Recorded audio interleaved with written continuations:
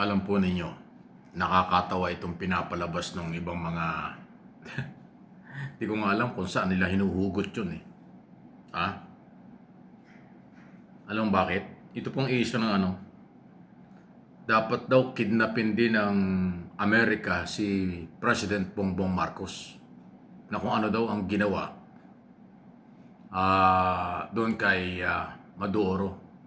Ano ba yan? Maduro. Tama ba? Sa Valenzuela. Ang layo naman po, no? Si Maduro ay kinuha ng Amerika dahil may paglabag sa batas sa Amerika bilang tinuturo nilang kartel ng drugs sa kanyang bansa at umabot sa Amerika at iba pang isyu. Diktador na presidente yun. Eh si Pangulong Marcos hindi naman diktador eh. Si Pangulong Marcos naman ay hindi kartel ng drugs. Kaya yung nagsasabi niya, parang isa yata nag-post yan eh, yung suspendidong congressman na si Kiko Barsaga. Ano bang isip ng batang yan? Parang wala sa hulog. Paghandaan daw natin at nakakatakot daw na baka isunod ng Amerika ang Pangulong Marcos. Wow! Eh kung ang Amerika ay nakialam sa issue ng drugs dito sa Pilipinas, eh dapat ang kailang kinidnap noon ay si Duterte. Kasi ngayon lumalabas, parang si Duterte ay mayroong kinalaman umano sa illegal drugs nung panahon niya. Kung yung mapapakinggan ang mga sinasabi ng testigo katulad ni Senator Trillanes, ang sinasabi niya ang may kinalaman ng mga Duterte. O, di ba? Eh si Pangulong Marcos, inaakusahan lang yung addict. Inaakusahan yung gumagamit ng drugs. Tapos gusto niyo pakidnap na. Or sinasabi nyo ay merong korupsyon. Ay, ang korupsyon naman sa Pilipinas, hindi naman ngayon lang. Matagal lang nangyayari. Ipinatigil nga niya. Hindi po ganong kababaw ang Estados Unidos. Walang basihan ang Estados Unidos para kidnapin si Pangulong Marcos. Huwag niyong linlangin dahil nakakatawa kayo. Kawawa naman yung inyong mga followers, supporters na naniniwala sa inyo. Wala kayong malinaw na ebidensya at argumento para mapabagsak si Pangulong Marcos. Ngayon, pati yung issue ng ginawa ng Amerika sa Venezuela, gusto niyong igaya na gawin kay Pangulong Marcos. Kalokohan, anong klaseng Pilipino kayo? Wala na kayong malasakit, nakakabobo pa ang inyong mga argumento at sinasabi. Hindi lang si Borsaga nagsasabi nito, yung iba ganun din. Yung mga supporters ni Duterte, dapat daw isunod si Marcos. Kalokohan yun. Alam ba ninyo, napakalaki ng epekto sa ekonomiya, seguridad at lahat na sa mga Pilipino o saan mang bansa kapag biglang nawala ang isang presidente.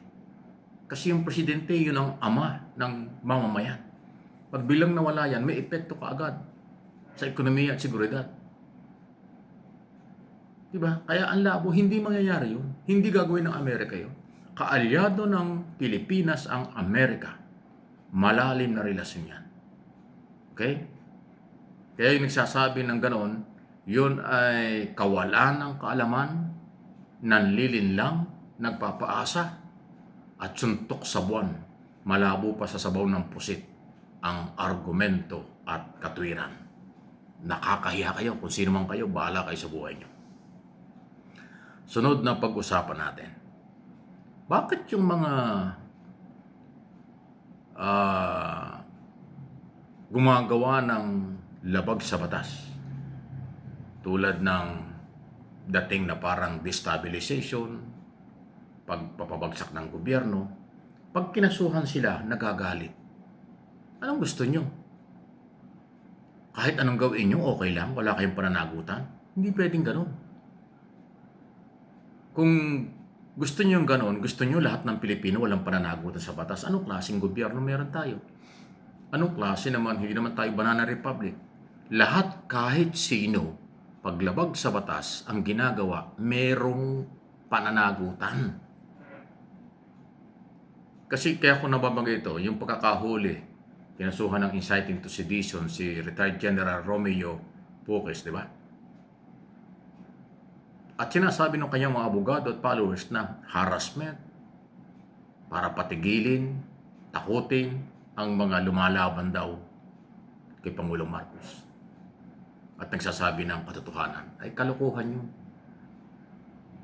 Yan ay pure propaganda, garbage na mga statement at argumento. Anybody, anytime, anywhere, dito sa buong Pilipinas, pag may nilabag na batas, merong kasong aabutin, lalo na kung destabilization. Kasi kung sinasabi niyong karapatan niyo yun, dapat may limitasyon. Pwede naman kayong magsabi na merong korupsyon at dapat imbestigahan. Dapat panagutin. Tama yun. Pero kung sinabi niyong may korupsyon, dapat bumagsak na ang gobyerno, dapat mag-resign na, dapat mag-aklas na ang lahat, abay sedisyon yun. Kung sa inyo manggagaling. Ang organizer at statement na kung sino man nagsasalita ng ganong sitwasyon, yun ay sedisyon. Meron ng problema. Ganon po yun. Kaya huwag kayong maniwala, mga kaibigan, Luzon, Visayas, Mindanao at sa buong mundo, na pag merong kinasuhan na sino man, ay yun ay harassment o pananakot. Kalokohan yun. Hindi yun totoo. Yun ay parte ng pagpapalaala at pagpapatupad ng batas. No one is above the law. Ignorance of the law excuses no one. Madalas kong sinasabi yan. Dahil nga po pinipilit ko hanggat maaari for information, for education ang ating mga topic. Maraming pamamaraan ng paghahayag sa tamang pamamaraan na hindi lalabag sa batas. Yung magsalita ka lang, magpa-interview ka lang, kung anong hinaing mo, grievances mo, okay na yun. Pero manghikayat ka ng tao o ng military o ng anumang persa para labanan ng gobyerno, magkaroon ng aksyon na delikado o hindi tama, yun ang sedisyon. Pananagutan na yun. Ayan. Kung hindi nyo alam, abay dapat yung alam yun. Huwag kayong pupunta sa rally dahil kayo nabigyan ng 300 piso o 1,000 piso o 200 o 2,000 piso. Pag hindi kayo naging maingat, kulang pa yung perang yan pag nakasuhan kayo.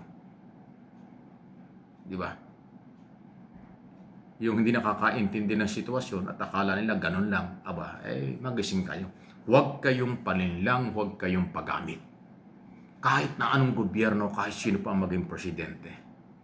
Basta tama ang proseso ng paghahayag, walang problema. Pero pag umabuso o sumobra, meron ka na problema. Ganun po yun. Di ba? Malaya ang ating bansa. Batas ang pinairal, walang shortcut, walang human rights violation. Iyan ang ikinatutuwa natin.